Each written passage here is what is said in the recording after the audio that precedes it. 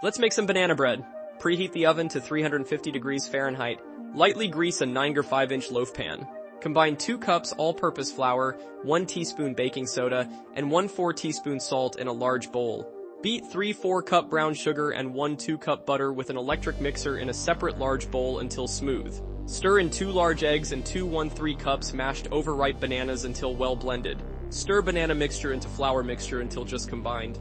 Pour batter into the prepared loaf pan. Bake in the preheated oven for about 60 minutes or until it passes the toothpick test.